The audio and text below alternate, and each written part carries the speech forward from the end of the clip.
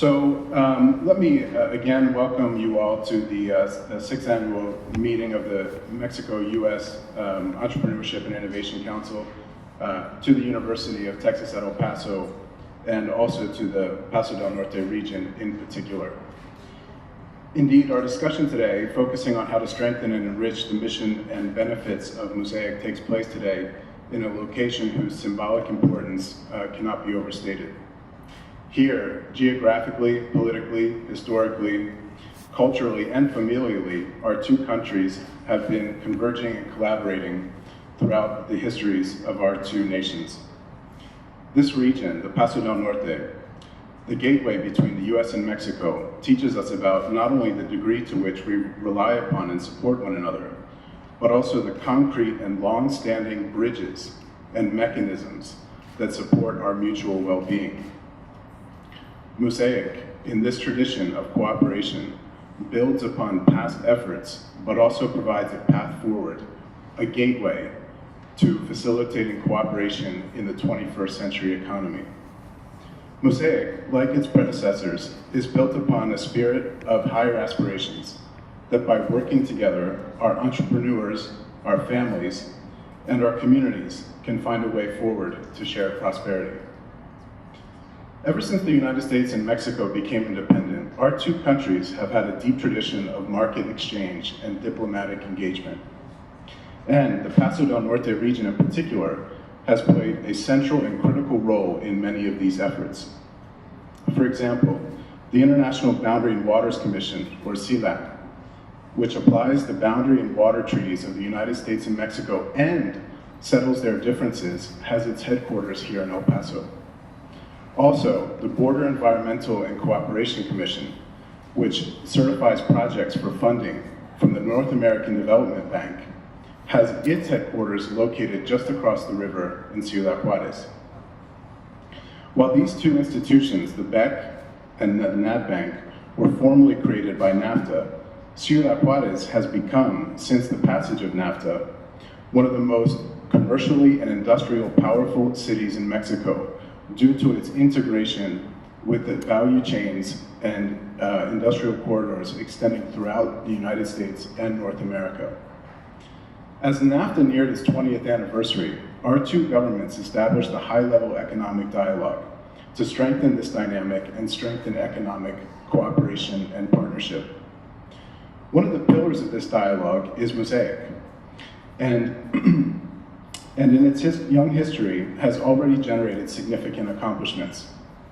For example, the Innovation Cluster Subcommittee, also known as iCluster, has had tremendous groundbreaking results on mapping industrial and supply chain data between the US and Mexico on a shared, harmonized frame of reference.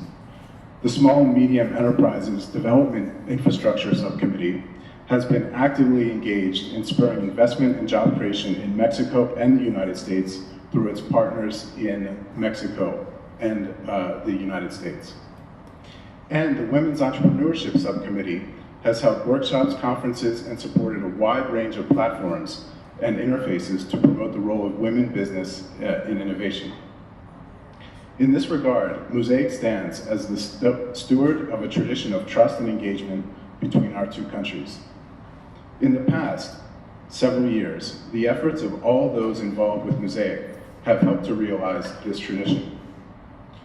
Whether elected, appointed, or just caught up in the movement, we, as members of MUSEIC, represent the manifestation of an aspiration, the way in which individual efforts, combined with a higher purpose, can create a legacy of good works that, with this momentum, can continue to inspire trust, confidence, and shared economic gains well into the future. We should therefore continue to look to endow this council with the structure and precision of mission to ensure its longevity and its benefits. Yet let us consider the alternative. What loss would there be without MUSEIC? For one, it would mark a significant pause in the bilateral tradition of engagement between the US and Mexico.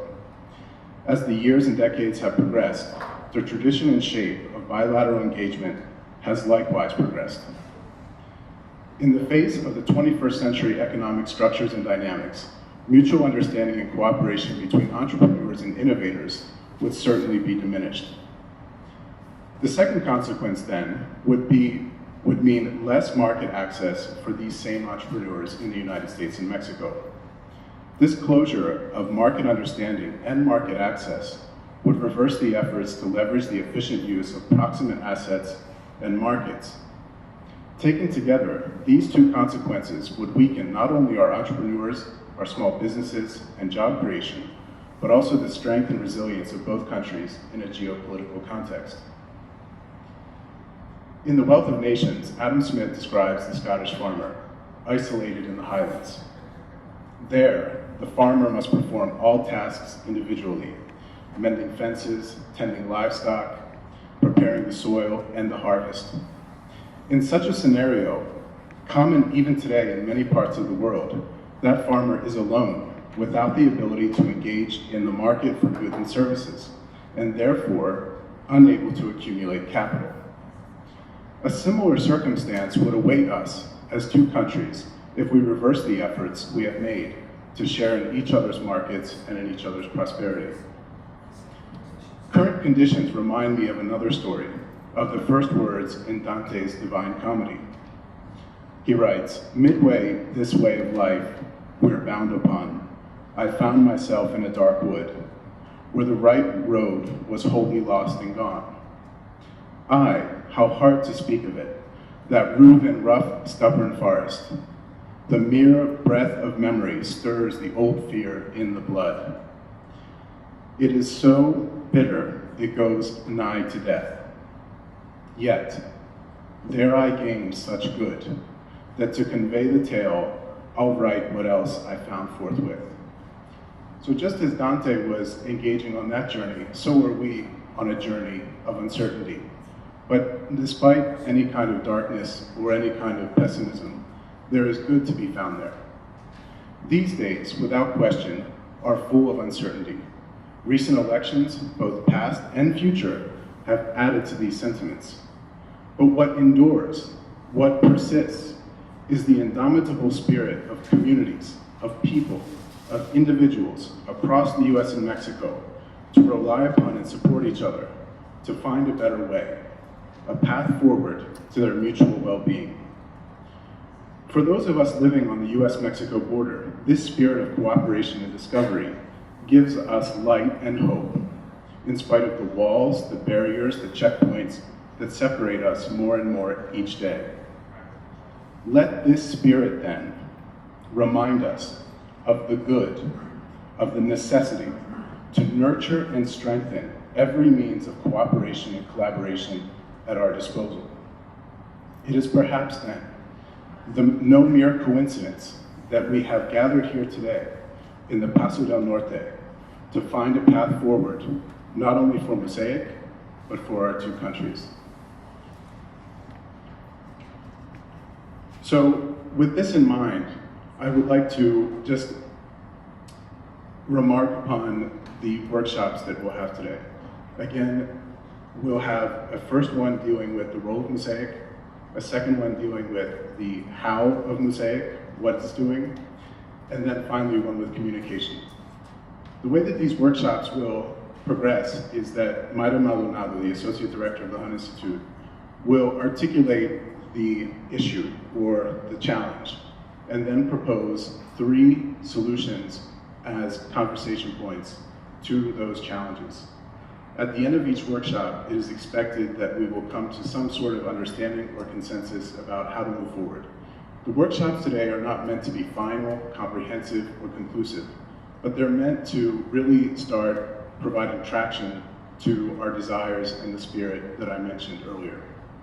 So in order to keep us on schedule and to respect everyone's time, everyone has flights to many other parts of our continent, I would like now to invite Mayra to lead the first workshop. And once again, thank you all for being here.